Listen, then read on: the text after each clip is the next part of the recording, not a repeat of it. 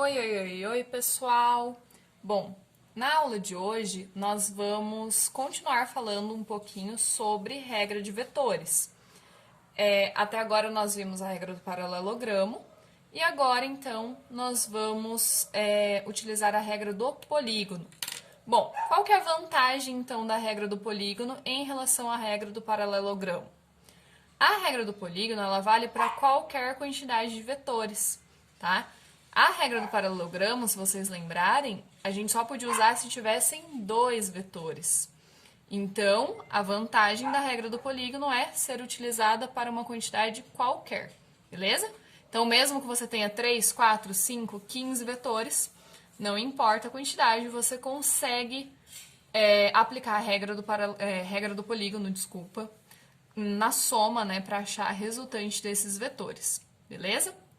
Bom, aí então, como que a gente faz? Qual é o procedimento para a gente poder aplicar a regra do polígono? Toda vez que a gente tiver os nossos vetores, ó, então aqui eu usei o vetor A, B e C, né, representei eles dessa maneira. Toda vez que a gente for trabalhar com eles, eu preciso seguir uma reorganização de modo que a origem de um vetor esteja ligado na extremidade do outro, beleza? Então é dessa maneira que a gente vai trabalhar, sempre origem na extremidade, beleza? Então, ó, pegando esse exemplo do vetor A, B e C e reorganizando, ou seja, recolocando eles de uma forma que a gente obedeça a origem com a extremidade, nesse caso, eu coloquei duas situações, tá? Mas elas não são as únicas, beleza? Mas eu reorganizei, então, de duas maneiras para vocês entenderem como que seria essa questão de colocar a origem na extremidade.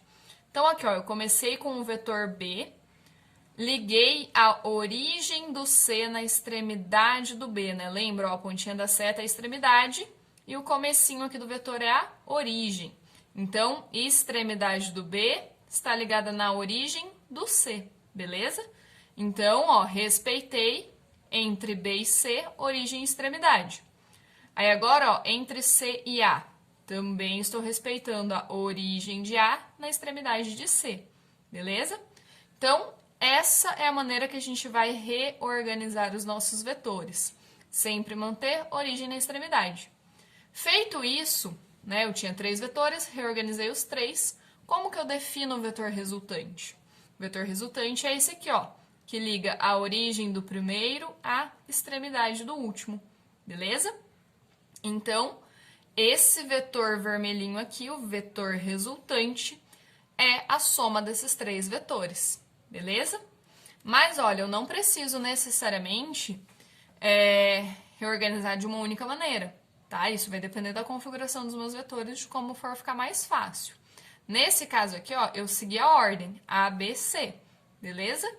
Então, ó, colocando A, B e C, sempre tomando cuidado de não mudar o vetor, né? Então, ó, A é um vetor inclinado, né? B é um vetor vertical, sempre respeitar direção, sentido, valor, porque lembra, a gente pode sempre transladar um vetor, né? Mudar ele de posição, mas nunca rotacionar ele, beleza? Então, ó, dessa maneira a gente também consegue definir o vetor resultante, que liga a origem do primeiro à extremidade do último. E se a gente estivesse trabalhando em uma escala, a gente comprovaria que este vetor resultante é exatamente igual a este, beleza? Porque não importa a maneira como eu reorganizo os meus vetores, a soma, né, o resultado entre eles, tem que continuar dando exatamente o mesmo valor, então o mesmo vetor, beleza? Porque daí aqui a gente vai respeitar a grandeza vetorial e ela vai depender não apenas do valor, mas da direção e do sentido também. Então a gente vai ter que encontrar exatamente o mesmo vetor resultante para qualquer reorganização que eu faça, beleza? Bom, mas então, qual que seria a desvantagem, digamos assim, da regra do polígono? Bom, nesse caso, a gente não consegue determinar matematicamente o valor do nosso vetor resultante. A gente só consegue desenhar e ter uma ideia aqui da direção e do sentido e mais ou menos do tamanho, mas a gente não consegue afirmar o valor dele. certo? Porque eu não tenho uma escala, beleza? Então, qual que é o problema da regra do polígono? Apesar da vantagem de ser usado para N vetores, ela vai ser útil em dois casos, né? Então, assim, quando que a gente vai priorizar a utilização de regra do polígono? Quando, reorganizando os meus vetores, eu consiga uma figura geométrica conhecida, tá? Então, quando eu consigo uma figura geométrica, que eu sei trabalhar com ela, aí eu consigo utilizar a regra do polígono tranquilamente. Então, nosso primeiro obstáculo para usar a regra do polígono seria esse, tá? Redesenhar os nossos vetores de maneira a formar uma figura geométrica conhecida para poder usar a geometria dela para resolver, tá? Mas, caso não seja possível, né, nesse caso aqui, ó, eu reorganizei de duas maneiras, nenhuma das duas apareceu uma figura geométrica conhecida para a gente poder trabalhar, certo? Então, nem sempre a gente vai conseguir isso. Então, quando vai ser o outro caso em que vai ser útil? Quando a gente tiver uma escala, um papel quadriculado para a gente trabalhar. Quando tiver um papel quadriculado, usar a regra do polígono fica muito fácil, tá?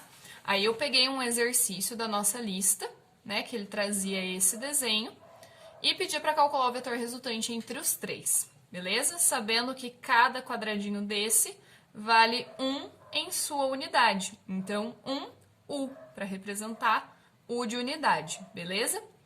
Então, ó, toda vez que a gente vai trabalhar com regra do polígono, não importa, né? Se é fora do quadriculado, no quadriculado, a gente precisa reorganizar os nossos vetores, beleza?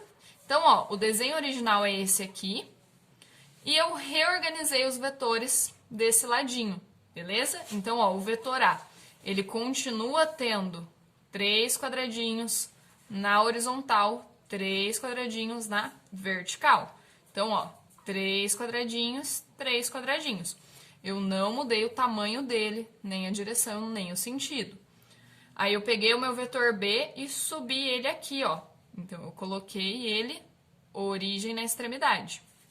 E o vetor C, também liguei aqui, origem na extremidade. Beleza? Quando eu reorganizo os meus vetores, respeitando o tamanho deles, a direção e o sentido, aí eu tenho, então, a soma desses vetores e eu posso calcular o meu vetor resultante, beleza? Nesse caso, então, o nosso vetor resultante liga a origem do primeiro, a extremidade do último. Bom, mas e como que a gente vai calcular o valor desse vetor? Bom, a ideia aqui é usar o nosso quadriculado, beleza? Então, ó, o que acontece? Quando eu trabalho com o meu quadriculado, tá vendo que esse vetor vermelho inclinado, eu teria que pensar ele como sendo o resultante inclinado, lembra? Como que a gente calculava um resultante inclinado? A gente precisava usar o teorema de Pitágoras, não era? Aquela nossa diagonal, a gente usava o teorema de Pitágoras. Isso aqui é uma diagonal? Sim, por incrível que pareça, isso é uma diagonal. Eu vou colocar aqui, ó. Isso aqui pode ser um cateto e isso aqui outro, beleza? Então, ó, a gente tem vetores que formam 90 graus, beleza? E o resultante entre eles aqui. Então, a gente pode calcular esse nosso vetor resultante inclinado, né, essa diagonal, por Pitágoras. Então, agora basta a gente contar esses quadradinhos. Eu sei, ó, que na vertical, beleza? Então, eu chamei de vetor y, ok? Eu tenho um quadradinho. Como cada quadradinho vale 1, Vy é 1. Agora aqui, ó, na horizontal, que eu chamei de Vx, eu tenho 7 quadradinhos, beleza? 1, 2, 3, 4, 5, 6, 7. Termina aqui na pontinha da seta. Então, na horizontal, que eu chamei de Vx, eu tenho 7 unidades. Bom, Vx e Vy formam 90 graus. E VR, né, o nosso vetor resultante, é a diagonal entre eles. Então, aplicando Pitágoras, eu sei que o meu vetor resultante ao quadrado é cateto ao quadrado mais cateto ao quadrado. Então, a gente resolve isso aqui e encontra que o nosso vetor resultante é raiz de 50 ou, se a gente fatorar, 5 raiz de 2 unidades. Beleza, pessoal? Então, toda vez que a gente tiver a regra do polígono para usar, primeira coisa, reorganizar os nossos vetores de maneira a ligar origem na extremidade, definir o vetor resultante que liga a origem do primeiro à extremidade do último, e a partir daí, então, caso eu tenha um papel quadriculado, contar os quadradinhos. Se ele for um vetor diagonal, eu calculo por Pitágoras. Se por um acaso o meu vetor resultante ele tivesse dado exatamente na horizontal, então ele seria um vetor que eu não iria precisar usar Pitágoras. Eu iria só contar os quadradinhos dele na horizontal, beleza? Vou fazer mais alguns exercícios para vocês ao longo, né, das nossas aulas, mas tem um específico da apostila que eu quero fazer com vocês para mostrar que nem sempre a gente vai precisar calcular por Pitágoras, beleza? Eu vou calcular por Pitágoras quando o meu vetor resultante der inclinado, beleza? Quando ele for uma diagonal. Se não, o próprio vetor resultante desenhado vai ser o valor dos quadradinhos que a gente contar aqui. Beleza, pessoal? Bom, então, por enquanto é só. Essa foi a nossa regra do polígono. Até o próximo vídeo. Beijão, pessoal!